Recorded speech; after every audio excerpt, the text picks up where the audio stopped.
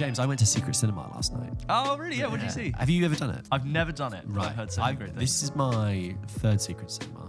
Okay. I've also got tickets for a fourth. I love it. Nice. It's great fun. And I really want you to come next I'd love time to, we go. yeah. Okay. Right, Are you dressing up? that. Hold on, I'll wait. Yeah. Okay.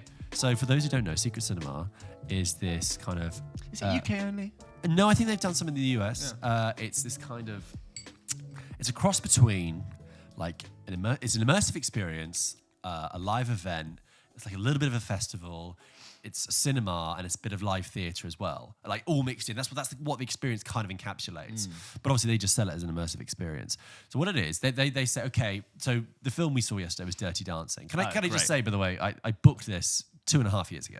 Okay, we went to the Blade Runner one in 2018, fantastic. Yeah. We went to the Stranger Things one in 2019, great fun. Oh, nice. After the Stranger Things one, we said, oh, they're doing Dirty Dancing in the summer. That'll be fun because we've only been going in like the winter time, Like February outside. 2020. Yeah, we booked it. We're like, that'd be great. And I just thought, what would I would have thought if someone came through and just said, you're actually not going to go to that this year? Oh no, and not even next year. Give you no context. It's 2.5 years That ticket from you now. bought, Yeah. you won't be able to go for 2.5 years. So yeah, the Blade Runner one was great, and the Stranger Things, and now yesterday was Dirty Dancing. And how it works is they say that's the film, and you get emailed. Everything is in character. You get emailed about the. Have you seen Dirty Dancing? No, this was on. That was on my list. Oh right, okay. Dirty Dancing is a good film. And you know, it's like, oh, you're going to the Kellerman's Resort. Choose your family. You choose your family. You dress up. You choose your outfit, and you arrive, and you get sent the location. Maybe a week ahead of time. But it's very, very secret. And one thing that makes it secret cinema is you're not allowed to take your phones in, right? Okay, so you're queuing in, everyone's in their dress up, and you see the thing, and they put your phone in a lockable little bag, and you can't get it out. And only they can with the magnets, right? Oh, so you actually keep the bag? You keep the bag with the phone, but you can't get it out. Right. Only they can, which is amazing. And then you go through into this nice. whole new world, and everyone's dressed up, and you know, bits of the film are being acted out, and people are running up to you, and you've got to go to be involved in like secret little breakaway stages clues and things and stuff, isn't there? And it's great fun. But or you don't have to engage with that if you don't want to. You can go off and get some food, and that also means that people aren't constantly filming it and documenting it on social media, which makes it a completely secret experience. I've realised that people are just nicer without phones because everyone's looking up. Yeah, everyone's engaged more. I've had so many fun experiences with strangers at Secret Cinema because they're just around, and you're not preoccupied with something else. And also, phones would just shatter the illusion because it just makes immediate. So this is Dirty Dancing set in 1963, and obviously Blade Runner. If you saw a clip of it on TikTok, it wouldn't be quite as good as being there. Yes, and you might go, "Oh, that's Secret Cinema versus." It is a really, really special, specific experience, and this is not an ad or anything. I'm getting to an anecdote which I'm going to tell you. Cinema, if you want to get in touch, yeah, absolutely. But I mean, when I went to the Blade Runner one, I found that I'd seen Blade Runner like 4 times. We've all seen it a lot of times, and I thought, what else could I really get out of Blade Runner? Right. And then you go, and it's like 3 hours of just hanging out, being part of the world, giving things to do. And then eventually you come and sit down and watch the film. And like I said, everyone's in character. Even like people who are like working on the bar, they're all in character. They're all part of it, right? And then when you sit down and watch it, anyway, so we were with the Blade Runner and we sat down and watched it, and then people act out scenes from it in perfect synchronization with what's on screen, and they're the same people you've seen walking around in the world. And there's something about being in that zone, in that like heightened like Blade Runner state that was the best viewing of Blade Runner I've ever had. I got so much more out of it. Anyway, I digress. Out of interest, which version did they show? Director's cut? They showed the one with him getting in the elevator at the end. It's too bad she won't live, but then again, who does? Directors? That's directors, I think. Okay, yeah, that's probably the one that you're meant to show. Directors or final? No, they showed the one with the unicorn. They showed the one with the unicorn dream. So it's final. Final. Yeah. When did Final come out? It's the one that we should all know, which is the unicorn. Yeah. And the him on the piano. It's all meshed in now. I've not seen it in so long. It's not the original theatrical. No one watches that anymore. I don't think anyone that's like been disregarded. There's a fly in here. Flies everywhere. Okay, anyway, I digress. I went to Secret Cinema, went to see Dirty Dancing. For the record, I do quite like Dirty Dancing. I've only seen it once. And people knew this film, okay? People were like quoting all the lines, dancing along, and I was like, I need to properly rewatch this. Because I also bumped into someone I actually knew who was working there. And they knew me as a friend. And they were like, I have to keep speaking in this American accent, but it's really nice to see you. I found out some great facts about Dirty Dancing, by the way, which is like when they're doing the scene in the lake. That was filmed in October, so they were actually freezing. Lots of interesting stuff like that.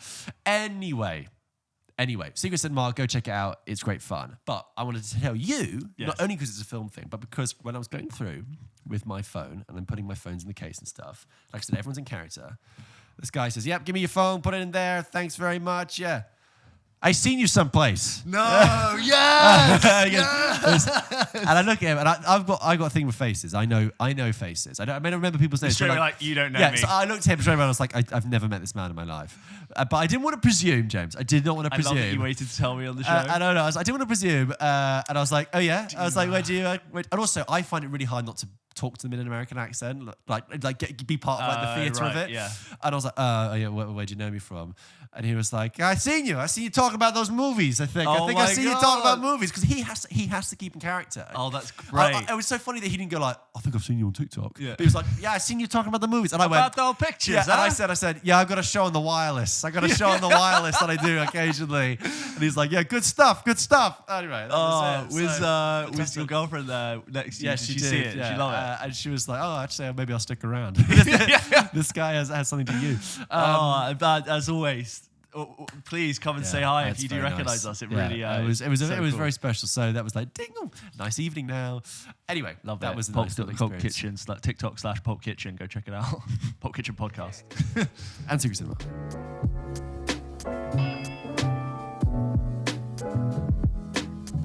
Anyway, I wanted to tell you, I feel like this is prime James and George chat, because I rewatched Whiplash. One of our early, I feel like one of the first films we connected on. About. Yeah, it was that year. Sure, so I would have seen that in like January 2015. So fantastic. I mean, look, that's probably the fourth time I've seen it. Is it still good? Does the ending still? Yeah, I hope so no one's good. saying, oh, it's contrived or it's cheesy or anything like that. The whole thing is like you feel like the whole thing has been like wound up and then let off like a spring. Yes. But I like how mechanical is not the right word, but I like how engineered everything is. Like it's all about the story and the effect of making you feel wound up and tense and building towards this climax. I love that. I think people are a bit churlish when they're like, it's a bit silly. It's not very believable. No. I'm like, it doesn't matter, because Chazelle keeps such a tight focus on what matters. If you look at the way that film is edited and the way it's shot and everything, it's not about the exterior stuff. Don't stop to think about the wider thing. It's not about that. It's about this one specific journey. There's one specific two characters, feeling. Their interactions, and like when to go close up, and everything. And that final sequence is as tense as any action scene is. Yeah, right. Also, you're on the edge of your seat, like you would be. And also, I think it's churlish as well, because that film is so like richly detailed. There are so many layers to it. That's what I picked out on my fourth time watching it. I was like, it's not just that like this is like a fun action film to watch. It's not just the spectacle of it. There are actual layers that you can dig into. Like one of my favorite bits early on is where, isn't that like the opening 10 minutes where he goes to this, he's finished drumming, Fletcher's come and seen him, and then he goes to the cinema with his dad. You know, his dad, he puts the chocolate in his popcorn. How many times have you seen it? 2 or 3 times, maybe. And then they're sat at the cinema, and then this guy walks behind them in the row behind them, and he smacks the dad with his bucket of popcorn, just like really rudely. And the dad goes, "Oh, sorry." And Mars Teller sort of like looks at the guy, looks back at his dad. You tell he's thinking, "Why did you apologize for that? Yeah, you kind of like you weak man." And I'm like, that sets up so much. Really, it's almost like the most important scene, because it makes you understand so much about his own identity. He's this coming of age, how he's formulating his idea of what it means his mum left his dad, and it's all about masculinity and being emasculated. And then he gets this figure in Fletcher. And what I think is interesting about his relationship with Fletcher, J.K. Simmons' character, the teacher, is like, it's almost like a romance. You have these two figures. I know there's I'm not saying there's I see what you mean, yeah. But like you have these two characters who like, they both kind of want the same thing, but they're at odds trying to achieve it. Yeah. And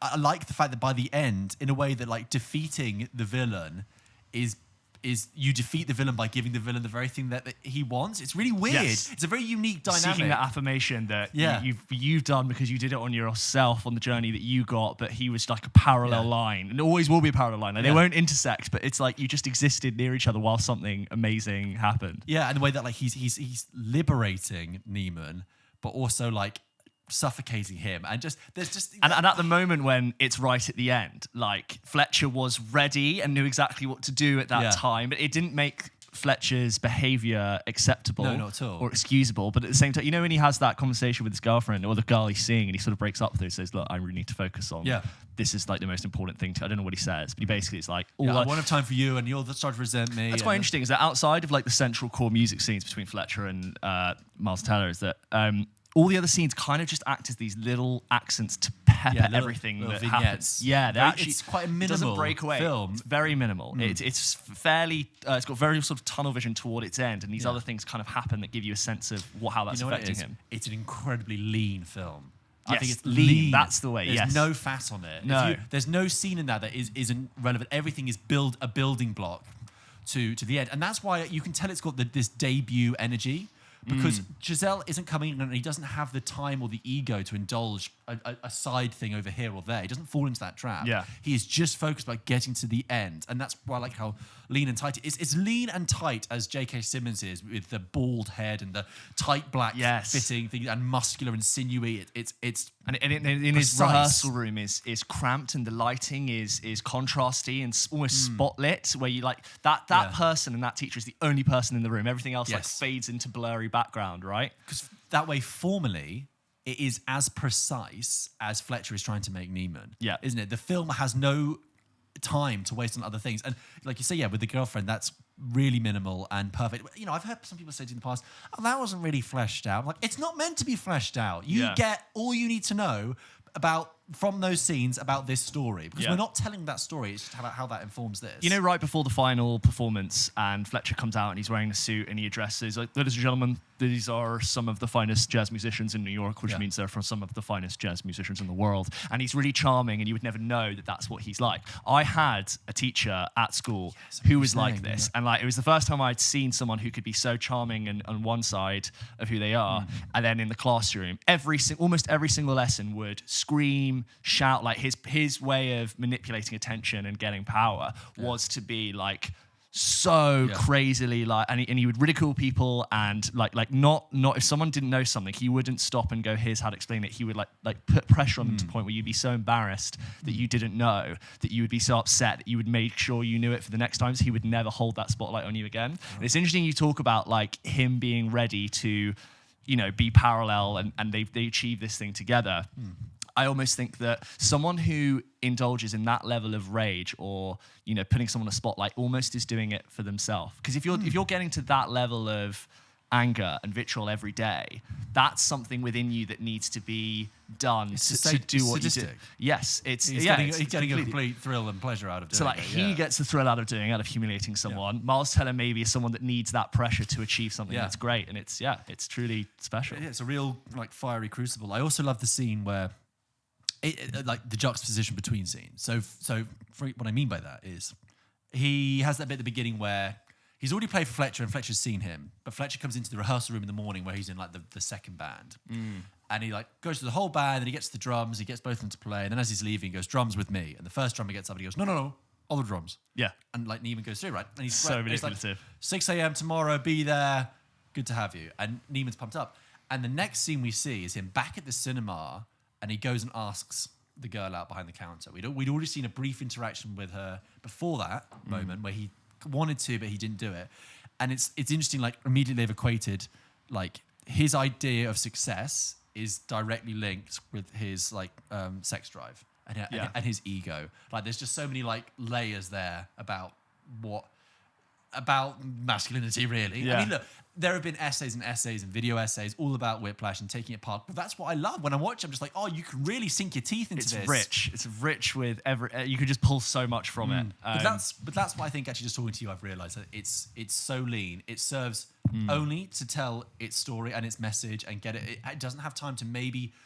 But, you know, there are deeper themes, but it's focused on that, and that's what I like. I love a debut that crackles with energy. Oh yeah, before a filmmaker kind of sets into a rhythm. It's fantastic, absolutely fantastic. I could watch it again. I want to rewatch it, and that's a credit to the way it's edited, because it's so quick and cut and so brilliantly put together. you can watch that over and over again. If it's like a quick cut film, like because you know what happens. It doesn't mean it's not rewarding to watch it. It has like it enriches you to rediscover that whole story. I say this about The Wolf of Wall Street as well. That's a 3-hour film. Yeah, because the way it's cut so quickly, so brilliantly, it's so watchable. And I'm always, every time I watch The Wolf of Wall Street, I'm like, well, I'm an hour and 45 minutes in. Yeah, and narration to the camera, which serves that film.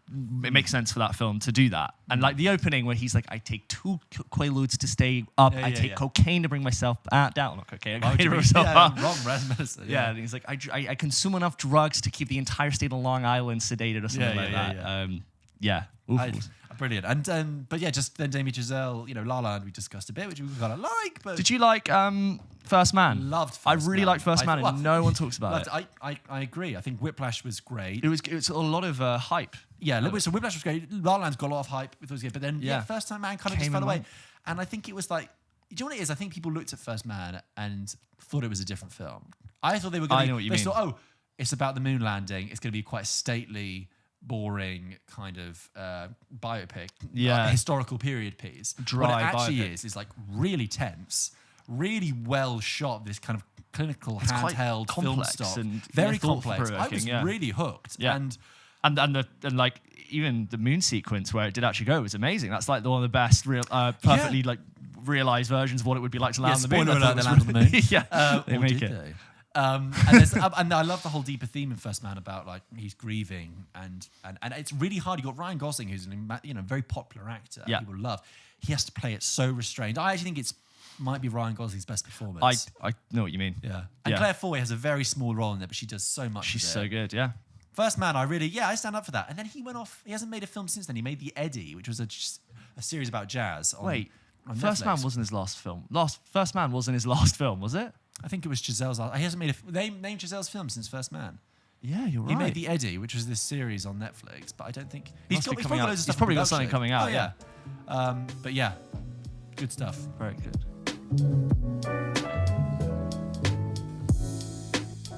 So George, a few weeks ago, I went to go see Men in the cinema. I reviewed it and I really enjoyed it, and I felt like I had to just stop because there were things I really wanted to talk about in relation to its ending, and I was keen for you to see it because I just think it's a lot to process. So I want to hear what you think, but this is going to be a spoiler review of Men. So if you haven't seen Men, please don't watch this because we're going to talk about the plot in detail, the ending, which I just really need I really need to process that ending. So this is a spoiler warning for Men. Please just go see it if you haven't already. It's a very interesting film. But George, what were your impressions of Men? This is directed by Alex Garland, and it's a film. I'm just going to give a quick brief intro because people might not remember. This woman who basically loses her boyfriend to suicide.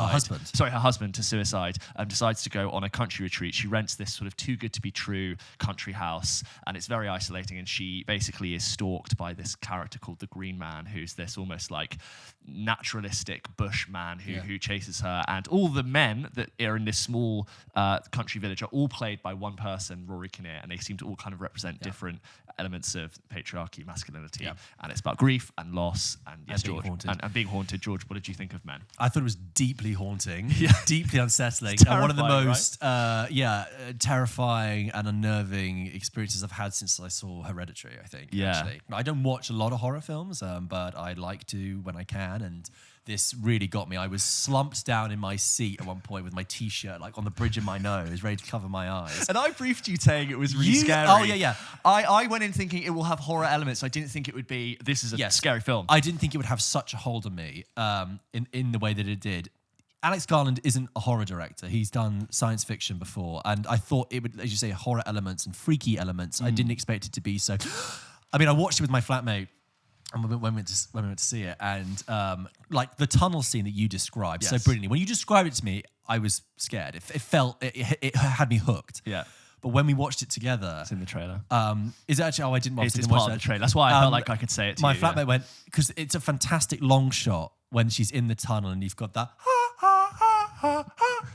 Beautiful. And it's right at the periphery of your vision at the end of this tunnel. You just see something move. And then you see this man. And my flatmate next to me literally went, ah! And then you hear this, running after you. Anyway, the way you described that scene was perfect, and the whole film was just deeply uncomfortable and deeply the church imagery and the light casting shadow on faces. There are so many images in that film just on their own that are very haunting. There's this Marilyn Monroe mask that is mixed with a crow, and there's this bit where there's this vicar sat outside a church, and the cross, there's a crucifix behind him, a giant cross, but it's on its side. Yeah. So it's awful ill omen. You've got these flashbacks to this argument that she had with her husband just before he died, which is in this sort of rain-soaked but also like orange, amber-lit sunset time in London. And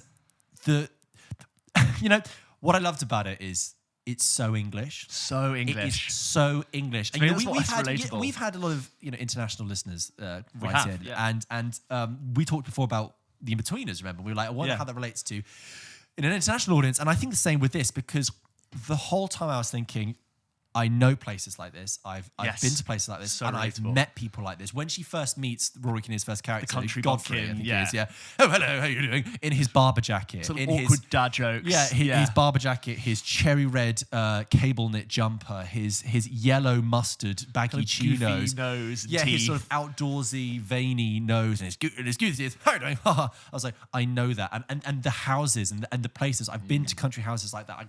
Those kitchens and the mugs. I was like, this is so funny. I know it's, and even when she goes into the pub later, I mean, all the men obviously are played by Rory Kinnear, but they're distinguished basically by their haircuts. But what makes them different? And the barman with his bushy, crappy beard, and these two sort of like rough-looking guys with one's got like a mohawk mullet, highlighted neck chain. This other guy's got like a cut on his side of his face and this sort of side parting. And I was like, I know all these men. I've met all these men. I know exactly what kind of characters these guys are. And as a result, as well of being this sort of Englishness, the way it draws on like English folkism and folktale and fairy tale, invoking that's so great. Obviously, she wanders into the woods down this, and it's isn't it amazing how until that tunnel scene happens, everything that's beautiful and sort of like cathartic about the countryside is there, and it's a breath of fresh air. It's escape from the city. It's pastoral. It's green. It's lush. It's the sound of the water. Yeah. And as soon as that moment happens, then it's like, here's why the countryside is also horrifying. Yeah. You're alone. Yeah. There's nature. You're confronting trying to get away from nature. The roads are dark. You know that feeling when you're walking home late at night, especially if you've ever been in a country road where there is no lighting, and you start walking and you're just looking behind you, and all of a sudden you decide, I'm going to run home. I'm going to run home because I just do not like this. I do not want to be sitting on this road any longer. Yeah, but go on. Well, the thing about folktale and fairy tales as well is that with the costume design, for most of the film, Jessie Buckley plays... you okay? Yeah. Sorry. With the costume design, for most of the film, Jessie Buckley is wearing this sort of dress that's modern but actually looks kind of very historical, very kind of damsel in distress. It's kind of got a satin kind of cover, slightly shoulder paddy. It's kind of modern twist on a kind of old folktale dress. And, I like the fact that the Rory Kinnear face that is on all the men in the village. I like the fact that that's not mentioned, that Jessie Buckley never says, all you people will look. There's never a moment where Jessie Buckley looks at these people and go, you all look the same. And that is genius, because that makes it much more uncomfortable for you as an audience member. Yeah, and I think it's meant to be, it's not a point for her character, it's a point for the audience. Yes, yeah. And which I think is what, look, here's, like, overall, I got the metaphor of men. And just because I understand it doesn't mean it's not complex and interesting. I don't think it needed to be more subtle than what it was. Why? What's your thought? No, it's just that I think that it's not subtle. I think it's more that, like, you say you got the point of it. I think I got the point of it to a point. Yeah. And I think then it becomes so obscure in its message that it's a shame that for a film that's so obvious and blunt with its title, it's called Men. Yes. That it's like Landing Punch isn't a bit more like incisive and to the point. It's a bit vaguer and a bit obscurer than that. We'll get to the point where we describe it. So, like, this is obviously a film that's driven by her grief, right? And being haunted by this incident that happens at the beginning. It's a bit like the Babadook. You ever seen the Babadook? Yes. Right. So terrifying. So she's haunted by the parts. And like by the end of the Babadook, you do get this idea that like, okay, yes, on the one hand, you've had this scary thing, but you also know that it's her and her grief and everything like that. You never had that kind of moment of clarity, I don't think, with this. The ending of Men... I mean, do you know what I mean? I was like, it's indescribable. You have the first half, which is just setting up this tension with these encounters in the village, and what I just want to say is there's no jump scares in this film at all, which not I a single love. one. It has complete confidence in its ability to scare you without that. You know what was one of the best shots is when she walks home from the pub and she walks past the church with the cemetery, and it's just silhouetted, but the green naked man just silhouette comes out of a tree and he's following her, and it's similarly you want to scream, but there's no sound for that. You know when you talked before about the great movie openings, and you talked about Scream and being in the house with all the windows. Oh yeah, there's a great totally scene where she's had this encounter with the naked man. She thinks he's gone. She's typing on her laptop in this sort of not conservatory, but glass windowed area. And he just appears in the garden behind, just walks in very calmly, completely naked, by the way. And he's looking at her, and he sort of like walks in behind her and then walks on, but she has no idea that he's there. And it's so there's that great moment with the front door. She realizes it's not locked or not shut, and she didn't shut it when she walked in. And brilliant! I mean, obviously all the horror tropes are there: creepy old country house, that kind of thing. And then after about halfway through, one more thing as well. She after she first sees the naked man in the woods, you know that kind of like creeping shot that you get in horror films. It's kind of played on where she has her phone and she's looking at a picture that she took, and he's in the very far distance, and she like zooms in on him, and it's like that kind of da-da shot, but done through an iPhone. It's kind of meta cinematic thing. Also, the first scare you actually get in it is a really kind of unsettling moment where she's talking to her friend on FaceTime, and the signal breaks, and as it doesn't just like cut out. It's like this screaming man. It's him. It's face, behind it, and I like the way they used the iPhone in this film because it's modern, and obviously like a scared person in the country would kind of be on FaceTime with their best friend all the time, and she would be trying to make calls, and the time she did call the police. Yes, and it did work. And it did work, and it was interesting how the male policeman was Rory Kinnear, but then the female policeman had a very different approach to speaking to her, and it wasn't Rory Kinnear for that obvious reason. But anyway, then the second half, it really kind of becomes like this home invasion thriller where she's like defending herself from being beset upon by all these men. You've got these flashing lights, got these dropping apples, just people disappearing into the shadows, like flapping in the kitchen. Very, very effective, invasive stuff. And then the last third of it is this just bizarre orgy of death and birth and renewal, in which Rory Kinnear's character is completely naked and just before, you should say that part of the distinctive characteristic that ties the men in this film to her husband is the injuries that she causes him to sustain. Yeah, which is what you have this. It. Yeah, you have this memory that it's really violent. She finds the body of her husband after he's fallen to his death in slightly suspicious circumstances, actually, as well. There's a slight grey area for whether it's suicide or not.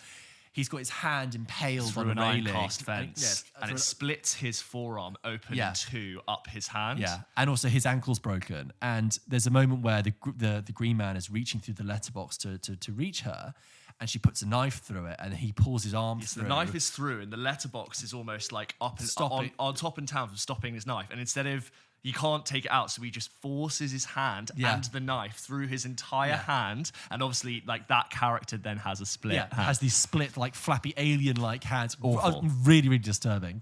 Anyway, sorry. And then after that, Roy Kinnear's character appears. This is very towards the end as the Green Man first, and sort of kneels down on the ground and opens his legs, and in incredibly graphic, vivid detail, close-up detail, births a child man at first, who's the same creepy child you've seen from the village, where they've used the the uncanny valley disturbing. I found that CG a little bit. I thought that was deliberate to make you feel uncomfortable, though. Maybe it was a bit rubbery, but sorry, yeah. And then that child like screams at her, kneels down, births a grown man. Then that man, so it keeps on out of his chest. I think there's a vagina that comes out. Yeah, and then there's a bit where he's just soaked in blood and like panting, and then like births a grown man out of his mouth. Yeah. And honestly, I was having to cover my eyes at this point. I mean, I've seen a lot of stuff, but I was like, I've never seen anything just when I thought I'd seen everything like that. I've never seen a man give birth to another man through his mouth.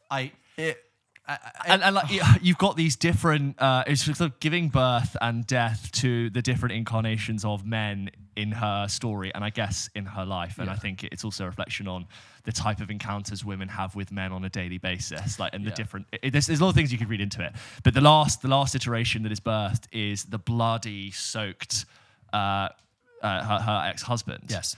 And he kind of comes, and I don't remember that well, but he basically sits depleted and tired on the sofa. The sofa. What does he say in the end? She says, "What do you want, James?" And he says, "Your love." Yeah, and that's it. And then it says, and then it's like the end credits, and then the last thing we see is the friend turning up eventually. Yes, and seeing the blood on the floor. And there's loads of there's loads of different things there. But we got to the end, and my flatmate was like, "You're going to have to help me. Like, what was all that about?" And it was a shame because, like I said, for a film as pointed as you get to the end of Get Out, and you think that was a brilliant thing about race. Yeah. And you get to the Babadook, and you go, "Oh, brilliant thing about grief," and you go, "Men, I think it was." I don't think it's meant to be like that's it. I know, and I'm not saying we need to be spoon-fed a meaning, but I mean, there's this whole thing in it about men possessing women, obviously, and also but like possession of love and like possession of their feelings. I mean, the husband says to her, "If I can't love you, I will kill myself, and then you'll be married to a ghost. You can't divorce a ghost. I mean, I will. If you can't love me, I will haunt you." And it's also this thing about like she's broken by divorcing her. By divorcing him or wanting to divorce him, she's like broken a vow, and it's like all these men in the village are out to get her love, to get her thing, but they're also threatened by her. The vicar says, like, "You're so carnal, you're so wild." So there's all those bits in it, and the child as well. But then you have the slightly nicer element of Godfrey. It's just... I interpreted that birthing sequence as men have issues with... Because we know that the husband had a very sort of messed up way in which he chose to like deal with confrontation with her. She wasn't perfect, but it was also like his way of reacting to emotional confrontation was flawed. And I think the point of the film is that men have decades and millennia of bad wiring and bad expectations and socializations for reason why they react in certain ways. Yeah. And that starts with the green man in the most primal form. Men are pursuing of women to the point where it's uncomfortable, and they're not able to empathize with who that person is. And that can be related to in a modern complex with like the way in which standing near a woman or following them can make them feel uncomfortable, and men are like not aware of that effect.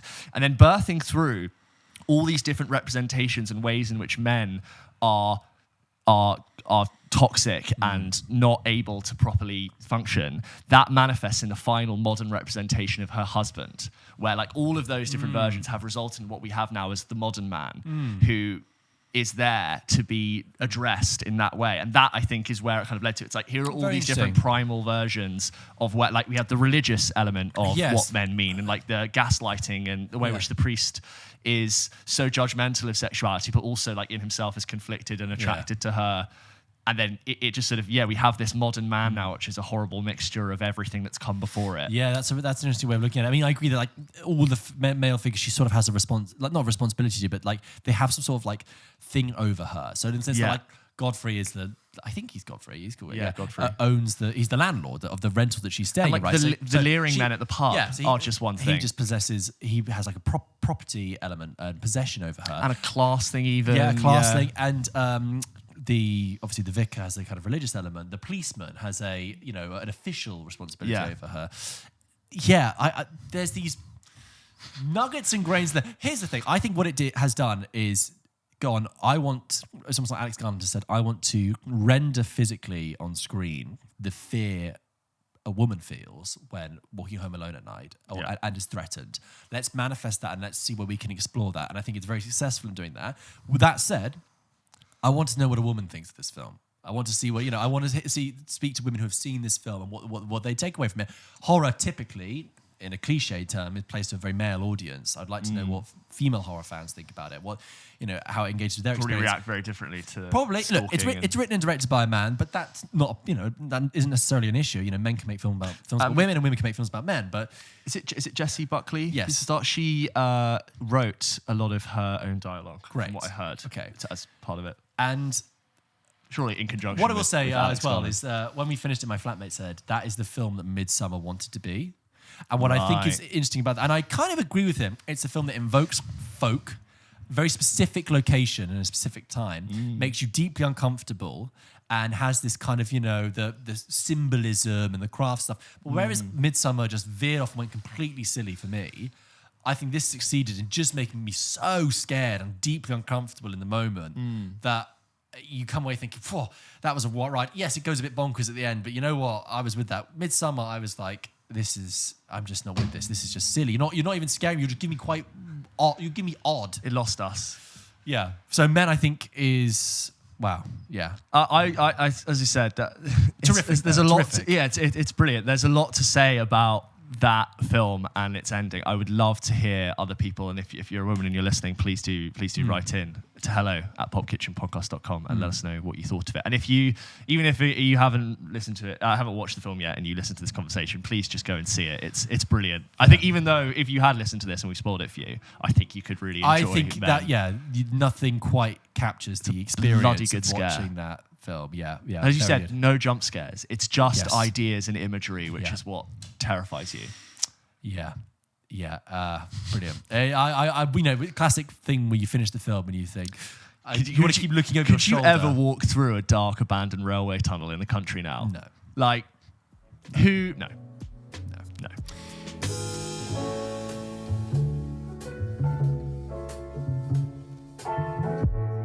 One thing, James, I wanted to say was that we talked when we did our blind spots recently, right? Yes. I mentioned Bob Fosse and I mentioned Cabaret, right? Yes. And in talking about Cabaret, I also mentioned I hadn't seen Sweet Charity and I hadn't seen Chicago as well. Yes. I've now seen Chicago. Verdict. I went and watched it. It's nice. Yeah, it's good, isn't it? It's solid. Do you know what it is? How old is that now? Sorry. It's exactly 20 years old. Oh, right. It's having its 20th year now. And if I had to be critical of it at all, I would say that when watching it, I was like, I really am aware of how much filming musical films have advanced since Chicago. I know what you mean, sure. Chicago is very stagey, it's very kind of boxed in, and even the way that kind of like the camera moves and stuff, I feel like I've seen more exciting musical numbers in La La Land.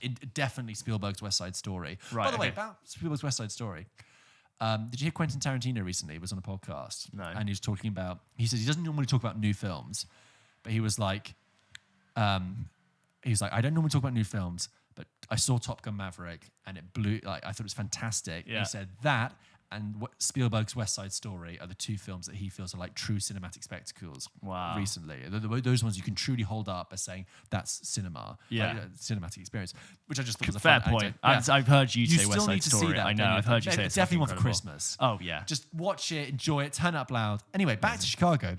So I was aware that it kind of changed and there was a couple of numbers I thought felt a bit hokey. But I know you and I have spoken about it before and you've kind of said that like the idea is life is a stage and it's meant to be. Yeah. And it's kind of a part of it. And it's, Roxy's, Renee Zellweger's kind of dream her life. It's a fantasy of performing, right? It's also a lot of thing that everyone has done who wants to be on stage. Like you perform to yourself and you imagine yourself with the crowd. You know when she's like interacting with a fake crowd? Yes. I've always found that that's where like its charm was.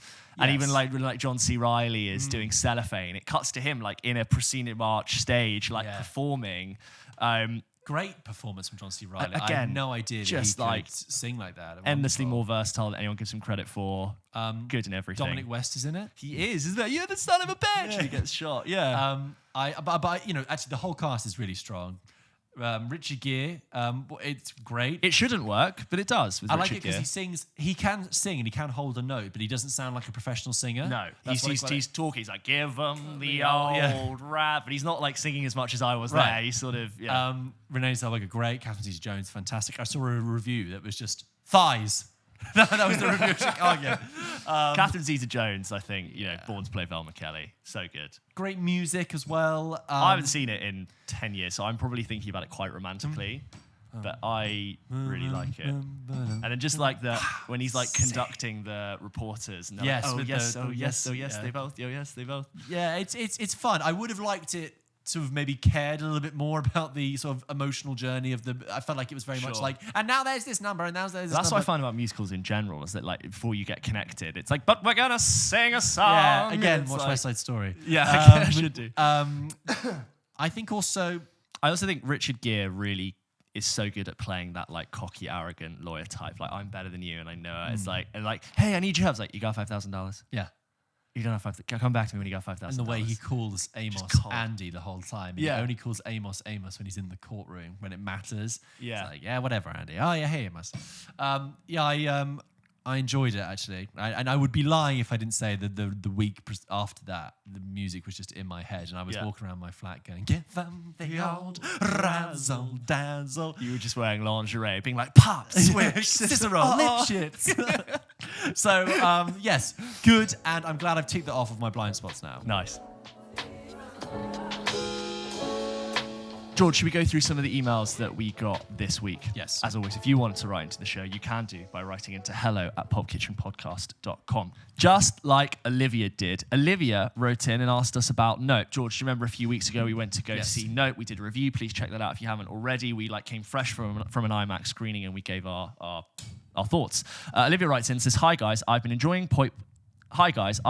Pulp Kitchen since I found you on TikTok a while ago. Yay. Thanks for the great content. I wanted to get your take on Jordan Peele's films and specifically on his most recent release, Nope. Yes. I don't know if either of you have seen it yet. If you have, what did you think? I found it to be underwhelming to say the least. I've seen many cinephiles praising the film, even putting it at the top of their entire film list. I couldn't disagree more. The film did not know who it was or what it wanted to be. It wasn't scary enough, sci-fi alien-y enough, funny enough, deep enough, or puzzling. Felt like it tried far too hard to be different and interesting. Overall, C- to me. Love to hear your thoughts. Olivia from New Hampshire. I mean, George, I would say that the response from this film has since been fairly split, and it's sort of I think people are either saying they're loving it or they're actually finding a lot of plot holes in it and they're feeling that actually it does feel a little bit mismatched. I'd say our take was generally that we enjoyed its overall presentation, but some of the ideas felt like they didn't all come together. How are you feeling about it a week later? If you go back and listen to our review, which I have done, and I stand by everything I say in that, but because we literally just come out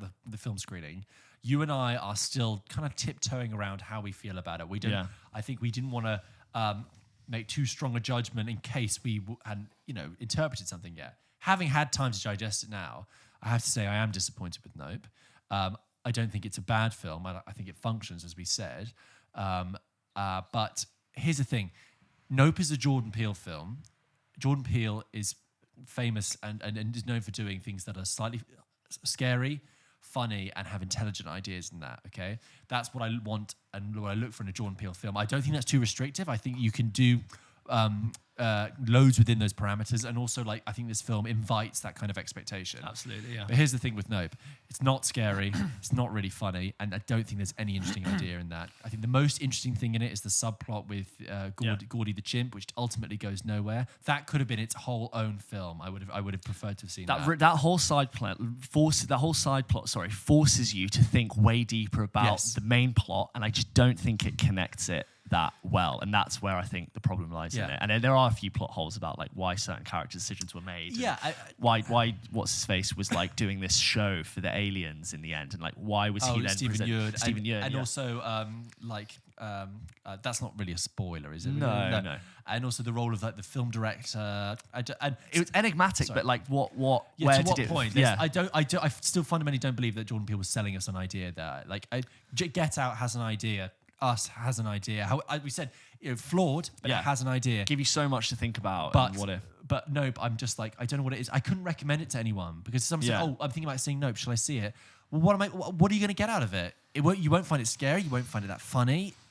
You're just going to be a bit confused and a bit like, oh, okay. I would say it's an entertaining ride, towards the end. But you don't think so? I don't even think I can say it was thrilling because I found it a little bit boring at times. I don't think I ever thought, oh, it's really kicking up now, because I remember just thinking, okay, where's this going? Even in the third act, I was thinking, okay, and this is building to what? And then it didn't build to anything. But at the time, you think it's building to something, which is why it works. But then at the end, you're like, I don't know. There are moments that are very striking and interesting, but that's why I'm ultimately Well, there you go. As we said, you can check out our more in-depth impressions on the channels.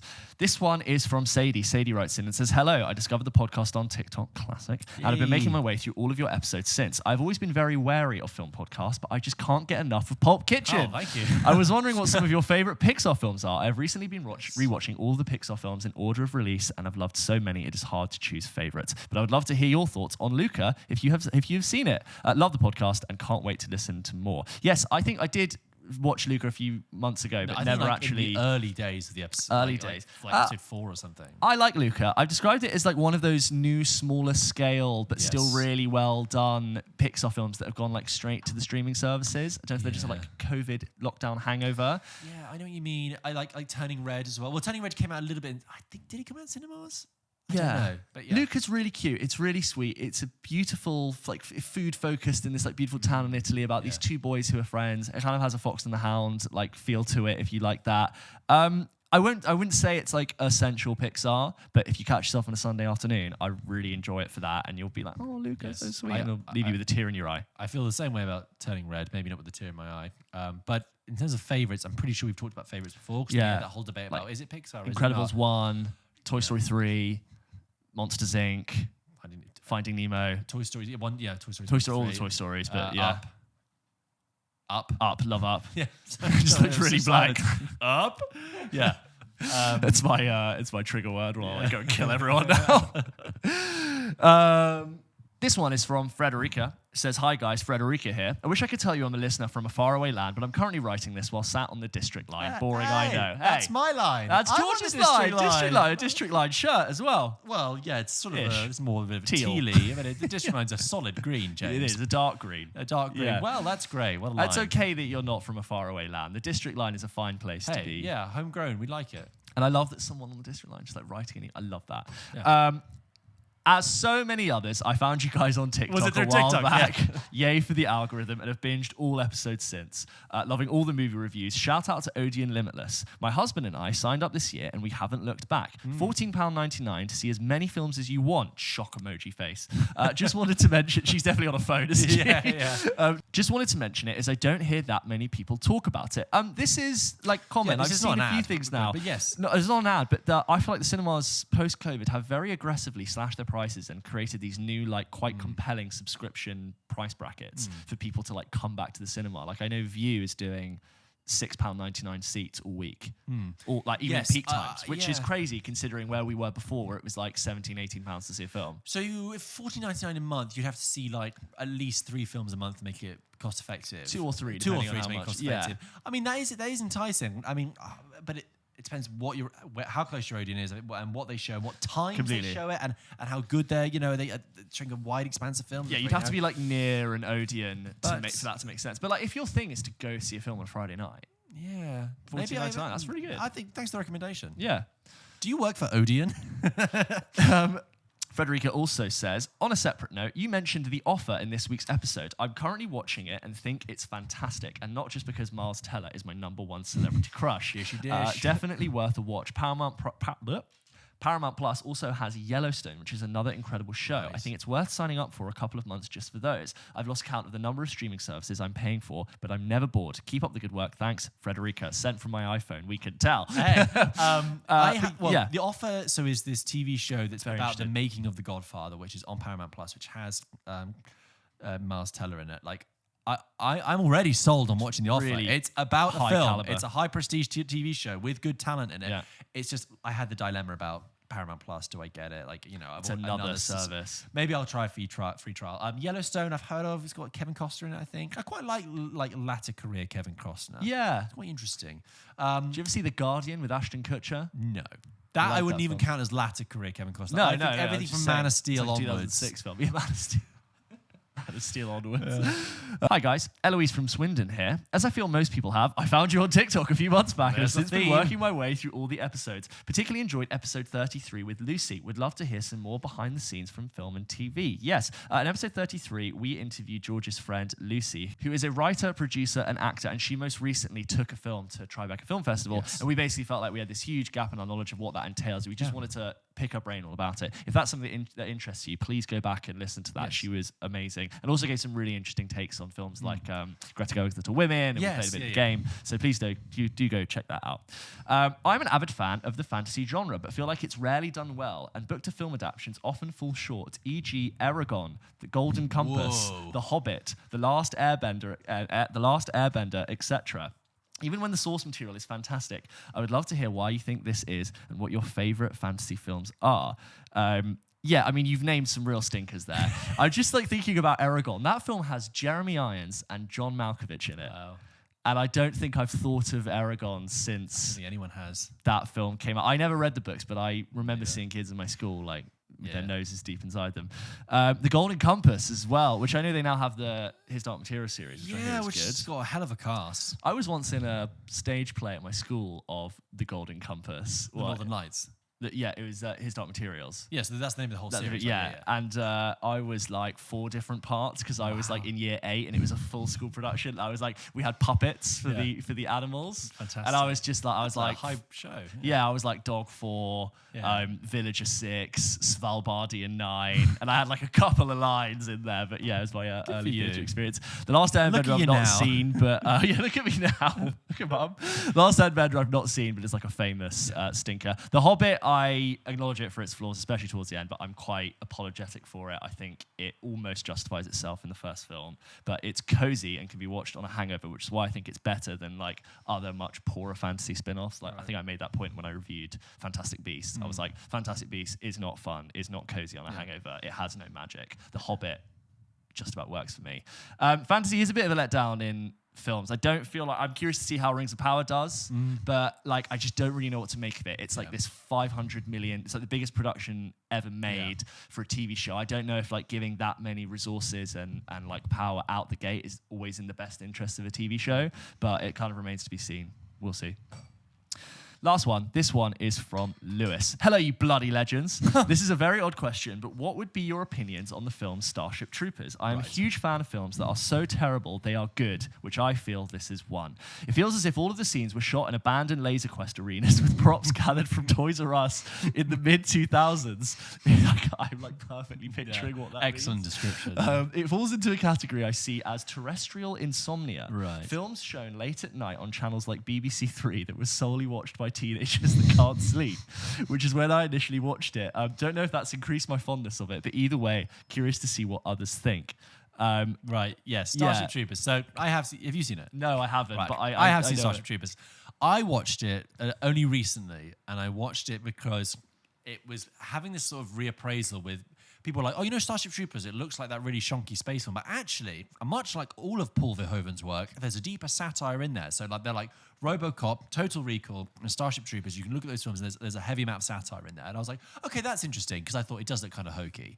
And when I watched it, James, there is about 5% of it that is interesting satire. That is Neil Patrick Harris is a space Nazi. Oh my God. And there's these like promotional videos that are a comment on American imperialism and the military industrial complex. All right, I'm with you, yeah. Yeah, and then the rest of it is really dumb. We're gonna get those bugs and those roaches. And I'm waiting when I'm watching it for the punch, the satirical punch. I'm like, oh no, it's trying to have its cake and eat it. It wants to be a dumb action space film, They're like, cool Space Marine. and then it just drops in homeopathically some satire throughout. Okay, and it's not enough. The drops. Yeah, it's just not enough satire for me, frankly, to claim itself to be like that. Yeah, it makes it a modicum of interest, more interestingly, but it's not. Just particularly the way you describe this like category of films that are on late, and I just to put the choice of like whoever's at the network deciding that, I just think is quite good. Then he adds this extra note, which is very confusing. He says, "P.S. I was gutted to see James visited my university, Leeds Beckett, and I didn't get a chance to grill him about some extremely boring production questions. Thanks, lads. Keep making content that makes my work easier." Lewis from the North. So this is very confusing because he must follow me on Instagram. Yes, where you posted about it. Yeah, a few weeks ago I was doing a shoot at Leeds Beckett University. Yes. I didn't go to Leeds Beckett University, but I was working for a day. Yeah. We both were working there. Yeah, we could say this is kind of like a snapshot into we don't work together. We don't work together. Sometimes we do work together. Sometimes we do work together because James is a commissionable video art person. Nepotism. And I needed to commission a handy film person, and I did that. And yeah, Leeds Beckett, I could tell you all about the new. Yeah, I mean, Lewis, we were both there. We could tell you all about the design of the Atmos suite, the new cinema. It's very cool. We went to in the ground floor. They have it's like state of the art new sound system and everything, and they have these 2 rooms. One of which is a Foley room, which is if you've been on YouTube, you've seen what these rooms look like. It is a room where all the walls, the floor, the ceiling are made of these massive diagonal slabs of black foam, and you walk in, you're standing on a netting, so you don't even make any sound when you walk.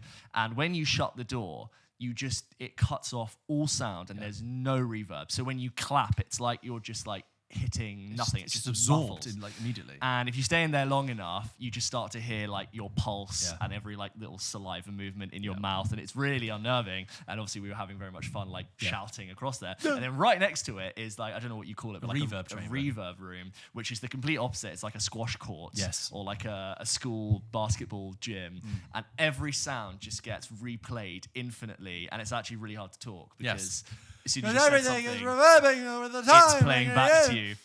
So that was quite fun. That was quite fun. I reckon I definitely have a video on my phone somewhere of me and you just like dicking about. Maybe I'll put it in there. Maybe actually, I'll insert that. But I guess you do follow me on Instagram. And I hope you're enjoying just the Leeds School of Arts. Well, there you go.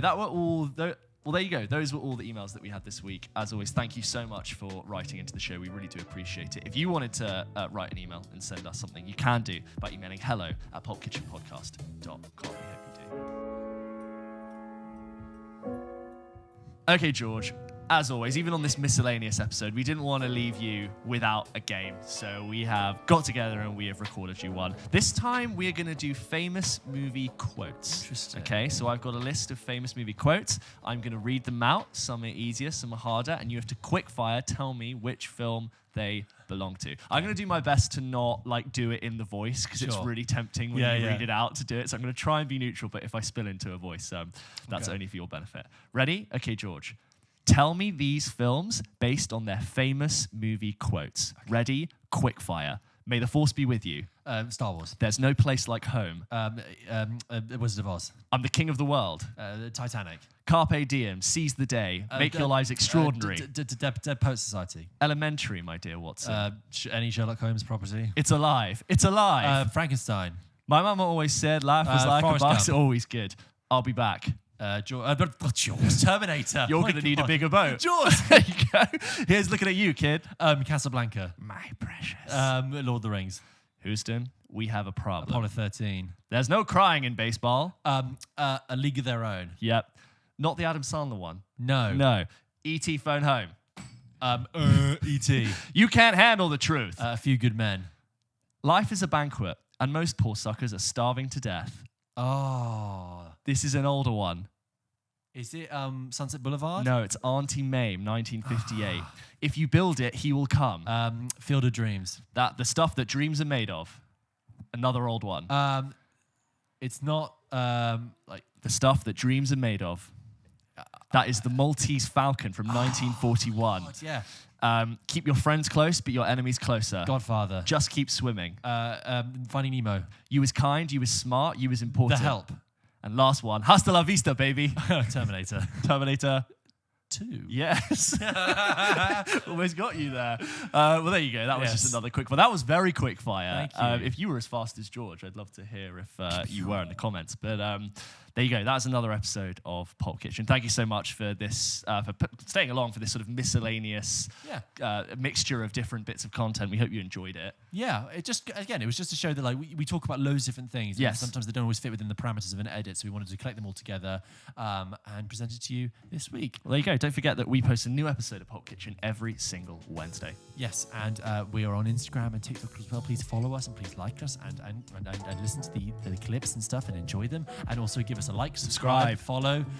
Stop what you're doing. Hit that subscribe button for more. It really helps us. And we get every time we look at it, the subscriber number goes up. We get a little like hit of dopamine. It's really great. Like, yay!